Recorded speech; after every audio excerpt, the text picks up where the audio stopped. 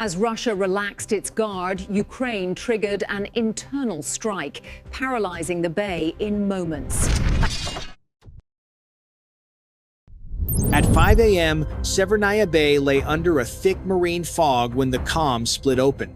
12 K-35U missiles roared from two Slava-class cruisers just 2 miles off the southern rim, skimming barely 30 feet above the water. From the north, Magura V-5 surface drones knifed through sonar nets at 25 knots, weapons hot. In seconds, jammers shrieked, AK-630 tracers ripped like fireworks, and the bay turned into a boiling cauldron, the opening volley of a full-scale naval fight.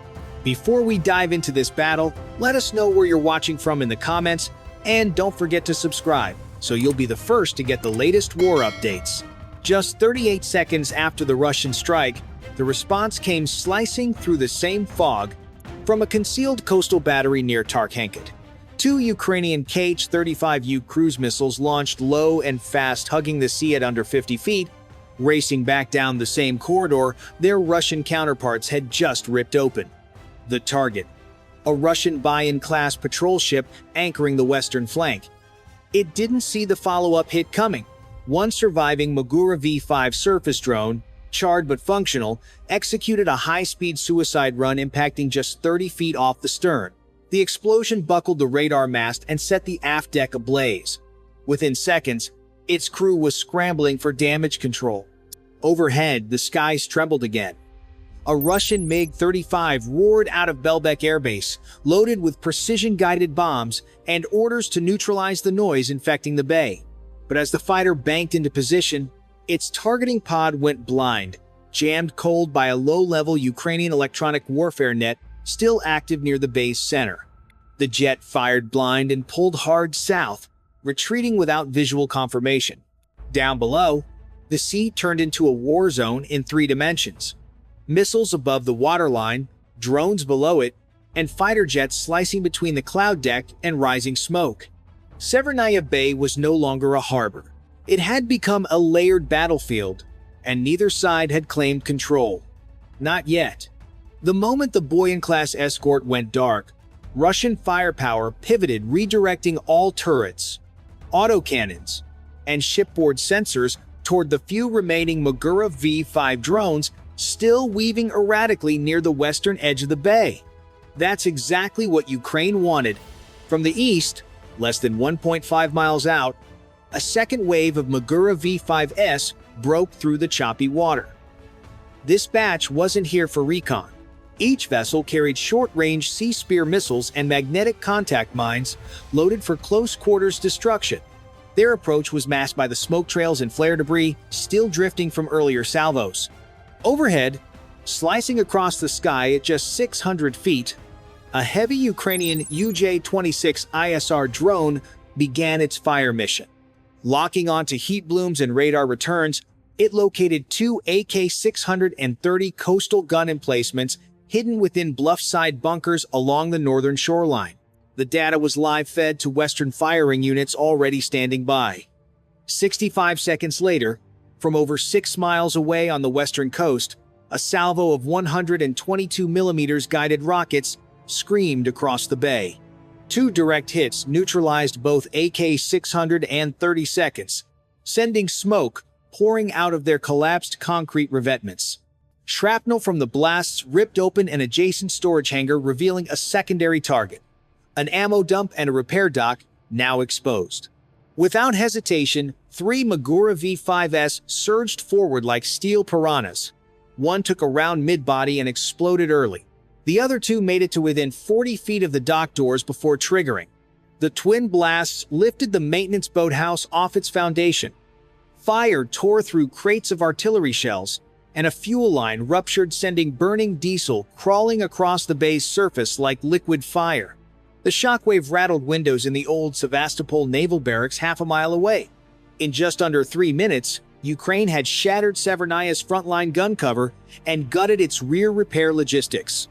What began as a drone probe was now an escalating deep strike, and Russia's fleet was suddenly exposed, cornered, and on the defensive. The bay was bleeding, and the tempo was only increasing. The explosion at the repair docks hadn't settled when Russia struck back across air, land, and sea.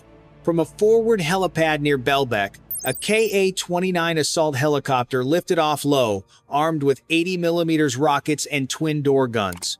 Seconds later, a MiG-35 fighter roared overhead. In the bay itself, a Russian patrol boat equipped with AK-630 CIWS pivoted starboard, its 30mm barrel spinning up as it scanned for threats.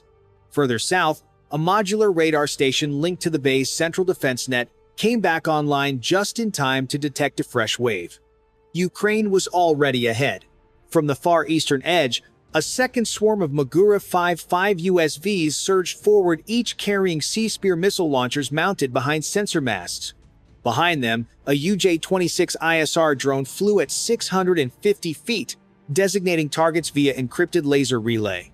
3 Maguras launched their Brimstone Sea Spear missiles in tandem. One struck the forward section of the Russian patrol boat, crippling its weapons system. Another detonated near the radar uplink, blinding half the bay. The third missile veered slightly, but its blast ignited a floating fuel depot, sending a fireball 300 feet into the air. Meanwhile, the Ka-29 dropped to 200 feet, tracking a suicide drone using FLIR, but a Stinger missile from a Ukrainian fast boat rose from the waves and slammed into its left turbine. The chopper spiraled and crashed near the fuel tank explosion, disappearing in the flames. The MiG-35, circling high, locked onto a suspected drone, but it had been baited. A rooftop Thunderbolt launcher near the old naval barracks fired just as the MiG completed its turn.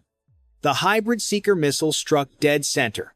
The MiG lost lift, inverted, and smashed into the northern shoreline. Back at sea, the damaged patrol boat fired its AK-630, trying to stop a final Magura, but the USV detonated just 20 feet from its hull, shredding the side with high-velocity fragments. On deck, a crate of Sea Spear reloads exploded, finishing the job. In under 7 minutes, Ukraine had destroyed 2 Russian aircraft, eliminated a patrol boat, neutralized a radar uplink, and torn a hole through Severnaya's air-sea defense net. Please like it if you enjoy this video. Comment 1 to show support for Ukraine.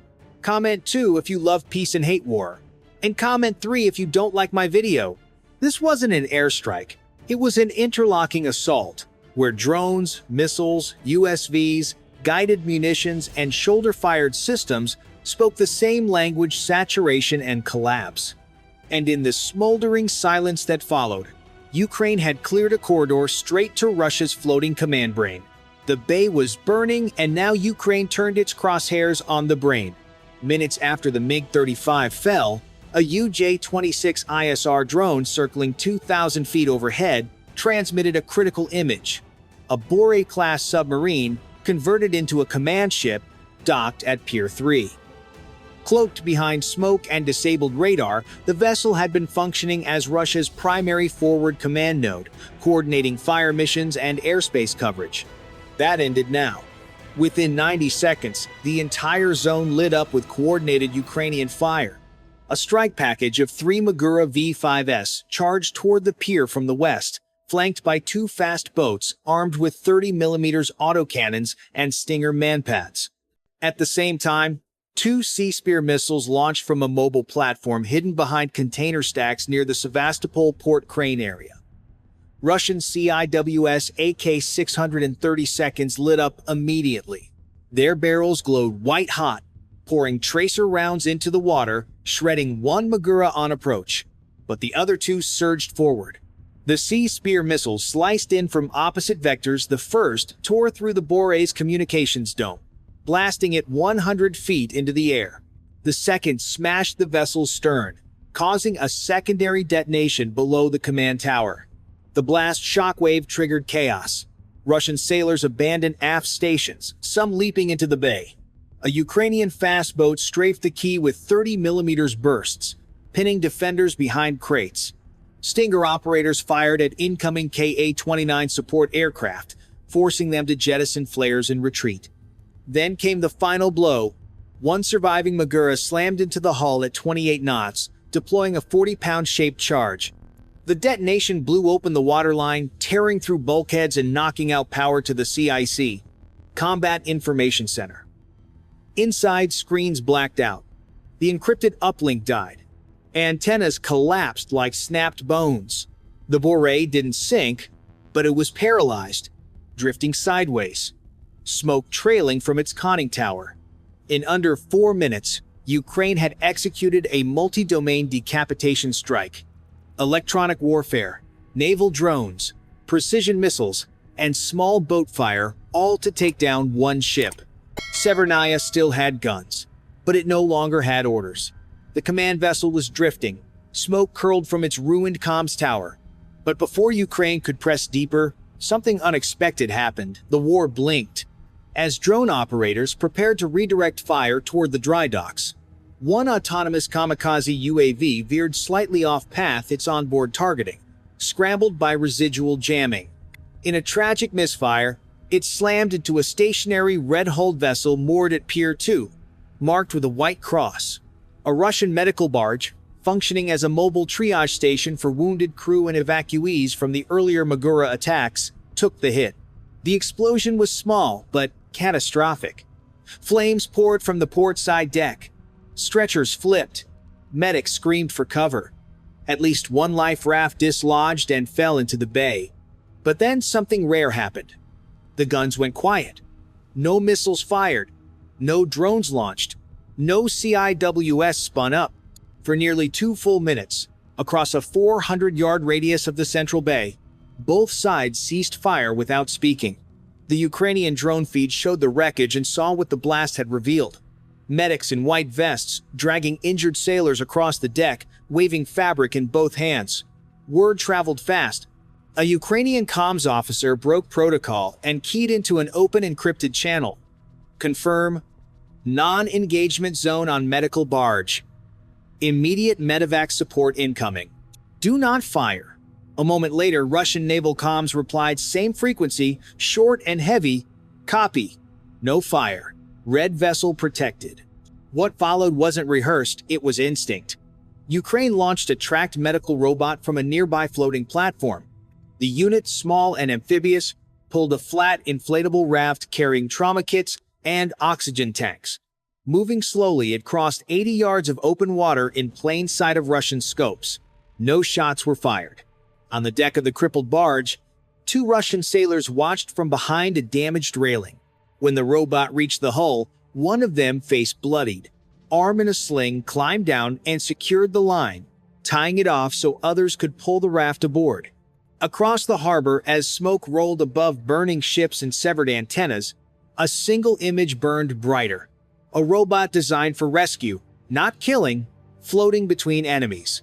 In a battle defined by ruptured steel and fire, this was the only thing that moved without armor. And for a moment, it was the only thing no one wanted to destroy. The rescue was real, but the war wasn't over. Just minutes after the robot raft returned from the medical barge, Russian commanders issued a priority withdrawal order. The remaining mobile radar units, along with a crippled command vessel and surviving support craft, were ordered to fall back toward the southern inner basin of Sevastopol, abandoning exposed positions around Severnaya Bay. They didn't bother recovering wreckage or retrieving unused munitions. Crates of 30mm shells, spare AK-630 barrels, and fuel drums were left floating or stacked on ruined piers. Ukraine didn't chase. Instead, high-altitude UAVs began marking every GPS coordinate of what was left behind. Docked ships, burnt-out radar trucks, unexploded ordnance, and secondary fire zones. These markers were streamed live to command nodes in Odessa and Mykolaiv, queued for future strikes. By 0700 hours, Severnaya Bay was still smoking, but it was functionally silent. Its guns disabled, its leadership is gone. For the next 72 hours, it would remain a strategic vacuum. No orders, no coverage. Just scorched steel and ghosts of signals. Ukraine hadn't taken the bay. Not yet. But it had turned it into something more useful. A map of future targets. Severnaya Bay had fallen not by capture, but by silence. Ukraine hadn't occupied it. It had switched it off.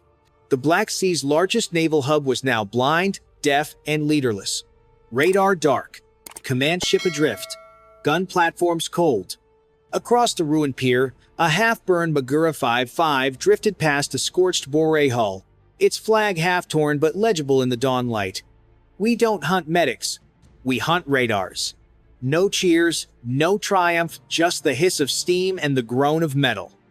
The bay still existed, but the war inside it was over.